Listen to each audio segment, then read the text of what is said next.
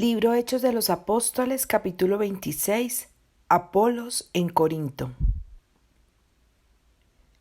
Después de dejar Corinto, el próximo escenario de la labor de Pablo fue Éfeso. Estaba en camino a Jerusalén para asistir a una fiesta próxima y su estada en Éfeso fue necesariamente breve. Razonó en la sinagoga con los judíos, quienes fueron impresionados tan favorablemente que le rogaron que continuara sus labores entre ellos. Su plan de visitar a Jerusalén le impidió detenerse entonces, mas prometió volver a visitarles, queriendo Dios. Aquila y Priscila le habían acompañado a Éfeso y los dejó allí para que continuaran la obra que había comenzado. Sucedió que llegó entonces a Éfeso un judío llamado Apolos, natural de Alejandría, varón elocuente, poderoso en las Escrituras. Había oído la predicación de Juan el Bautista, había recibido el bautismo del arrepentimiento y era un testigo viviente de que el trabajo del profeta no había sido inútil. El informe de la Escritura respecto a Apolos es que era instruido en el camino del Señor y ferviente de espíritu. Hablaba y enseñaba diligentemente las cosas que son del Señor, enseñando solamente en el bautismo de Juan. Mientras estaba en Éfeso, Apolos comenzó a hablar confiadamente en la sinagoga.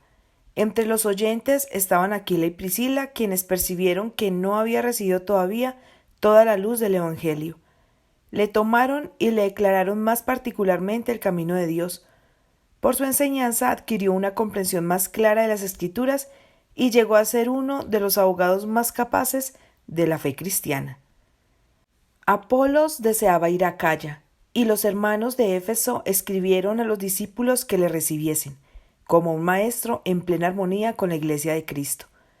Fue a Corinto, donde, en trabajo público y de casa en casa, con gran vehemencia convencía a los judíos mostrando por las Escrituras que Jesús era el Cristo.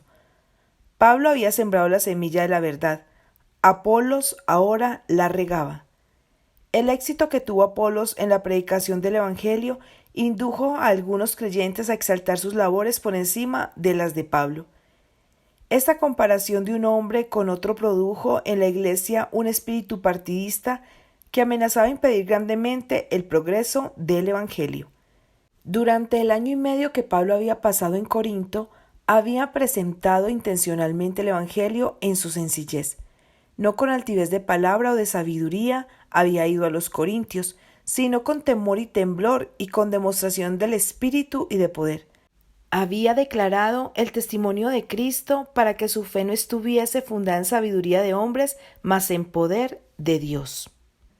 Pablo había adaptado necesariamente su método de enseñanza a la condición de la Iglesia.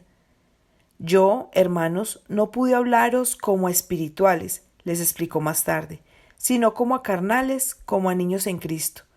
Os di a beber leche y no vianda, porque aún no podíais ni aún podéis ahora.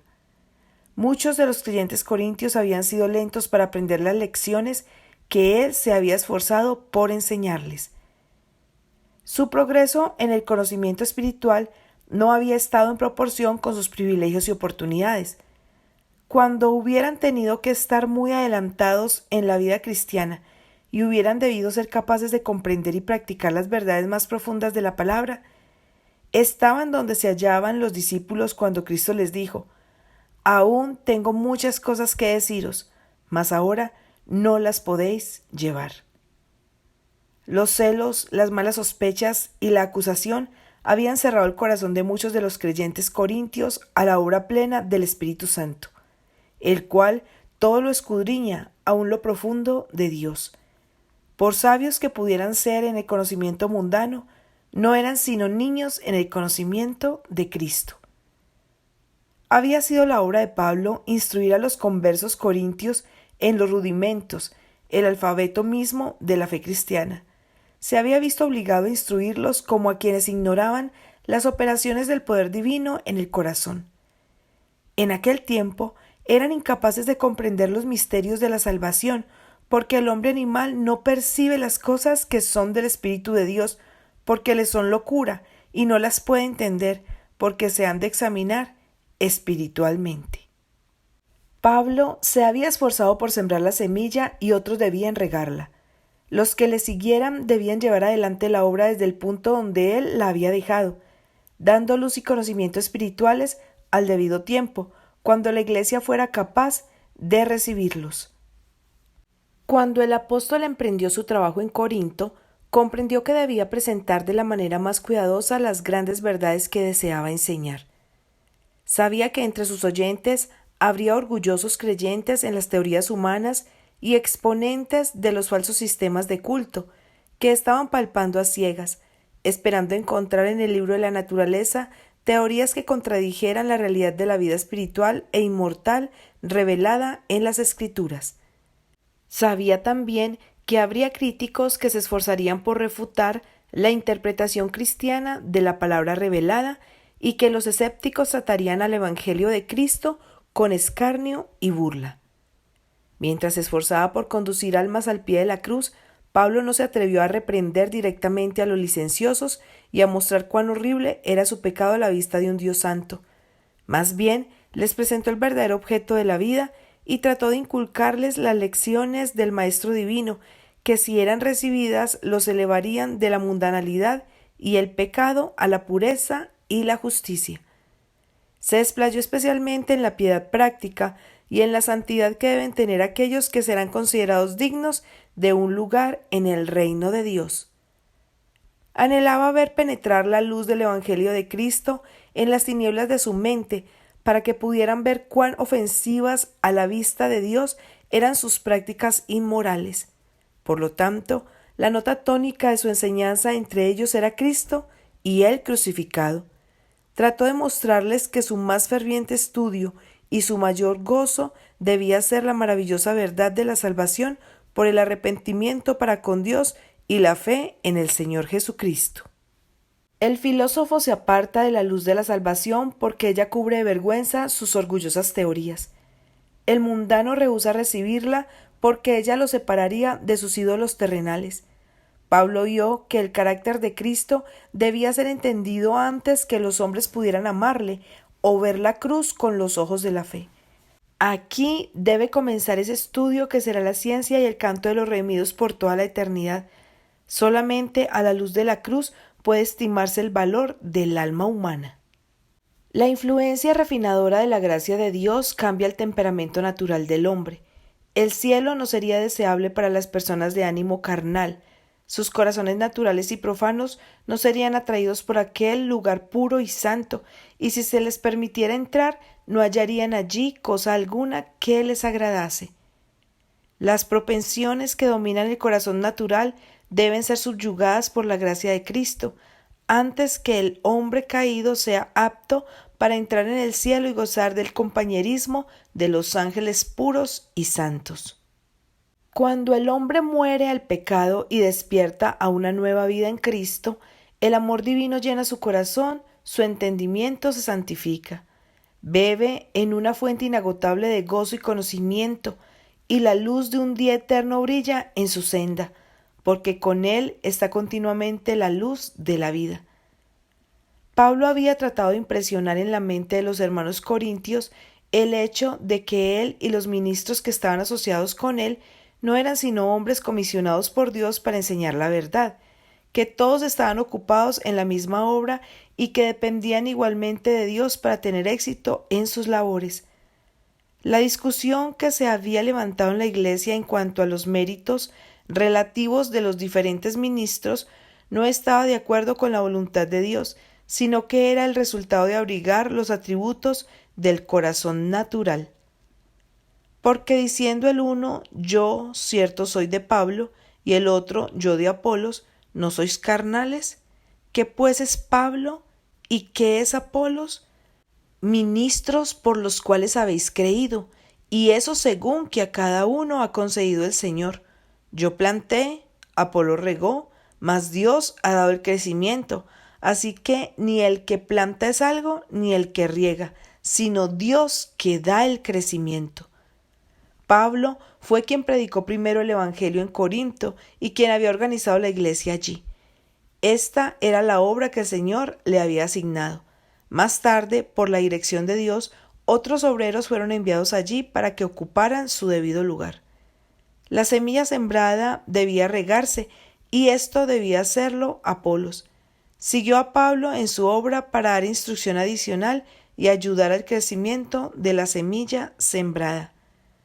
Conquistó los corazones del pueblo, pero era Dios el que daba el crecimiento. No es el poder humano, sino el divino, el que obra la transformación del carácter. Los que plantan y los que riegan no hacen crecer la semilla, trabajan bajo la dirección de Dios como sus agentes señalados y cooperan con Él en su obra. Al artífice maestro pertenecen el honor y la gloria del éxito. Los siervos de Dios no poseen todos los mismos dones, pero son todos obreros suyos. Cada uno debe aprender del gran maestro y comunicar entonces lo que ha aprendido. Dios ha dado a cada uno de sus mensajeros un trabajo individual. Hay diversidad de dones, pero todos los obreros deben estar unidos armoniosamente, dominados por la influencia santificadora del Espíritu Santo. A medida que den a conocer el Evangelio de la salvación, muchos serán convencidos y convertidos por el poder de Dios. El instrumento humano se esconde con Cristo en Dios, y Cristo aparece como el principal entre 10,000, y todo él codiciable. Y el que planta y el que riega son una misma cosa, aunque cada uno recibirá su recompensa conforme a su labor, porque nosotros, coadjutores, somos de Dios, y vosotros labranza de Dios sois, edificio de Dios sois. En este pasaje el apóstol compara la iglesia a un campo cultivado, en el cual trabajan los viñeros, cuidando de la viña del plantío del Señor, y también con un edificio que debe crecer para convertirse en un templo santo para el Señor. Dios es el obrero maestro, y Él ha señalado a cada uno su obra. Todos han de trabajar bajo su supervisión, permitiéndole obrar en favor de sus siervos y por medio de ellos.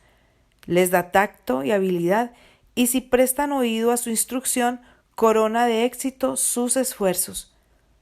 Los siervos de Dios han de trabajar juntos, fusionando sus personalidades en una forma bondadosa y cortés, previniéndose con honra los unos a los otros. No debe haber crítica falta de bondad, no debe hacerse trizas el trabajo de otros, ni ha de haber distintos partidos. Cada hombre a quien el Señor ha encomendado su mensaje tiene su trabajo específico, cada uno tiene su propia individualidad que no debe fundirse en la de ningún otro. Sin embargo, cada uno debe trabajar en armonía con sus hermanos. En su servicio, los obreros de Dios han de ser esencialmente uno. Ninguno ha de erigirse en modelo ni debe hablar despectivamente de sus colaboradores o tratarlos como inferiores. Bajo Dios, cada uno ha de hacer su trabajo señalado, respetado, amado y animado por los otros obreros. Juntos han de llevar adelante la obra hasta completarla. Estos principios se exponen extensamente en la primera epístola de Pablo a la iglesia de Corinto. El apóstol se refiere a los ministros de Cristo como dispensadores de los misterios de Dios y de su trabajo declara: se requiere en los dispensadores que cada uno se haya hallado fiel. Yo en muy poco tengo el ser juzgado de vosotros o de juicio humano, y ni aun yo me juzgo. Porque aunque de nada tengo mala conciencia, no por eso soy justificado, mas el que me juzga, el Señor es.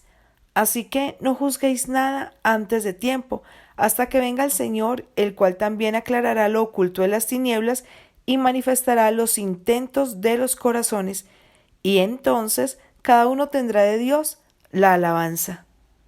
Ningún ser humano ha sido autorizado para juzgar a los diferentes siervos de Dios. Solo el Señor es el juez de la obra del hombre, y Él dará a cada uno su justa recompensa. El apóstol, continuando, se refirió directamente a las comparaciones que se habían hecho entre sus labores y las de Apolos.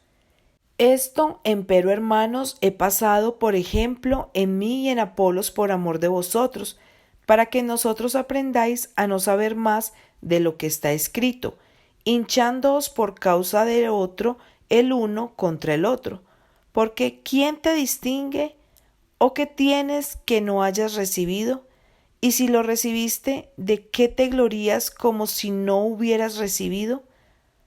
Pablo expuso claramente a la iglesia los peligros y las penurias que él y sus asociados habían soportado pacientemente en su servicio por Cristo. Hasta esta hora, declaró él, hambreamos y tenemos sed y estamos desnudos y somos heridos de golpes y andamos vagabundos, trabajamos obrando con nuestras manos, nos maldicen y bendecimos, padecemos persecución y sufrimos, somos blasfemados y rogamos, hemos venido a ser como la es del mundo, el desecho de todos hasta ahora. No escribo esto para avergonzaros, mas amonéstoos como a mis hijos amados, porque aunque tengáis 10,000 ayos en Cristo, no tendréis muchos padres, que en Cristo Jesús yo os engendré por el Evangelio.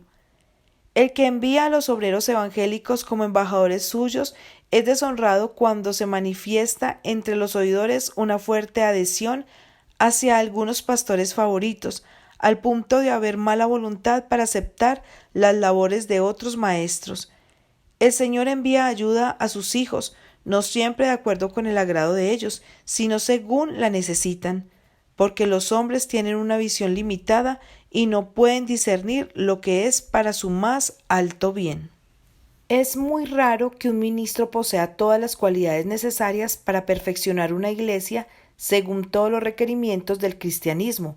Por lo tanto, Dios a menudo le envía a otros pastores, cada uno de los cuales posee algunas cualidades de que carecían los otros. La Iglesia ha de aceptar con agradecimiento a estos siervos de Cristo, tal como aceptaría al Maestro mismo. Ha de tratar de sacar todos los beneficios posibles de la instrucción que de la palabra de Dios le dé cada ministro. Las verdades que los siervos de Dios presenten han de ser aceptadas y apreciadas con la mansedumbre propia de la humildad, pero ningún ministro ha de ser idolatrado. Por la gracia de Cristo, los ministros de Dios son hechos mensajeros de luz y bendición. Cuando por oración ferviente y perseverante sean dotados por el Espíritu Santo y avancen cargados con la preocupación de la salvación de las almas, con sus corazones llenos de celo por extender los triunfos de la cruz, verán el fruto de sus labores. Rehusando resueltamente desplegar sabiduría humana o exaltarse a sí mismos, realizarán una obra que soportará los asaltos de Satanás. Muchas almas se volverán de las tinieblas a la luz y se establecerán muchas iglesias. Los hombres se convertirán no al instrumento humano, sino a Cristo. El yo se mantendrá oculto. Solo Jesús, el hombre del Calvario, aparecerá.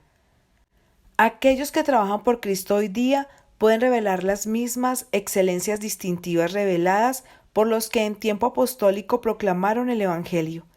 Dios está tan dispuesto a dar el poder a sus siervos hoy como estaba dispuesto a darlo a Pablo y a Apolos, a Silas, a Timoteo, a Pedro, a Santiago y Juan. En el tiempo de los apóstoles había algunas mal inspiradas almas que pretendían creer en Cristo, pero rehusaban manifestar respeto a sus embajadores.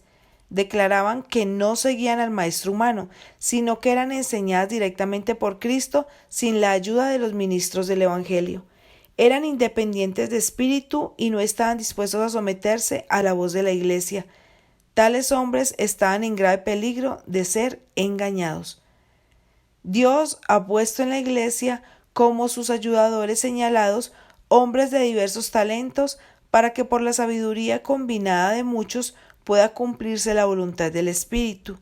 Los hombres que proceden de acuerdo con sus propios rasgos fuertes de carácter y rehúsan llevar el yugo con otros que han tenido larga experiencia en la obra de Dios, llegarán a cegarse por la confianza propia y a incapacitarse para discernir entre lo falso y lo verdadero. No es seguro elegir a los tales como dirigentes de la Iglesia, porque seguirán su propio juicio y plan sin importarles el juicio de sus hermanos. Es fácil para el enemigo trabajar por medio de aquellos que, necesitando consejo ellos mismos a cada paso, asumen el cuidado de las almas por su propia fuerza, sin haber aprendido la humildad de Cristo. Las impresiones solas no son una guía segura del deber. A menudo el enemigo induce a los hombres a creer que es Dios quien los guía, cuando en realidad están siguiendo solo el impulso humano. Pero si vigilamos cuidadosamente, si consultamos a nuestros hermanos, se hará comprender la voluntad del Señor, porque la promesa es: encaminará a los humildes por el juicio y enseñará a los mansos su carrera. En la iglesia cristiana primitiva había algunos que rehusaban reconocer a Pablo y Apolos y sostenían que Pedro era su jefe. Afirmaban que Pedro había sostenido la más estrecha relación con Cristo cuando el Señor estuvo en la tierra, mientras que Pablo había perseguido a los creyentes. Las opiniones y los sentimientos de los tales estaban dominados por el prejuicio. No manifestaban la liberalidad, la generosidad, la ternura que revelan que Cristo habita en el corazón. Había peligro de que este espíritu partidista produjera un gran mal en la iglesia cristiana, y el Señor le indicó a Pablo que pronunciara palabras de ferviente amonestación y solemne protesta. A aquellos que decían: yo cierto soy de Pablo, pues yo de Apolos, y yo de Cefas, y yo de Cristo, el apóstol preguntó: ¿está dividido Cristo? ¿Fue crucificado Pablo por vosotros? ¿O habéis sido bautizados en el nombre de Pablo? Así que ninguno se gloríe en los hombres, suplicó, porque todo es vuestro, sea Pablo, sea Apolos, sea Cefas, sea el mundo, sea la vida, sea la muerte, sea lo presente, sea lo porvenir, todo es vuestro y vosotros de Cristo, y Cristo de Dios. Pablo y Apolos estaban en perfecto acuerdo. El último estaba chasqueado y apenado por la disensión existente en la iglesia de Corinto. No se aprovechó de la preferencia que se le mostraba, ni la estimuló, sino que abandonó rápidamente el campo de lucha. Cuando Pablo más tarde le instó a visitar a Corinto, rehusó hacerlo, y no trabajó de nuevo allí hasta mucho tiempo después, cuando la iglesia había alcanzado una condición espiritual mejor.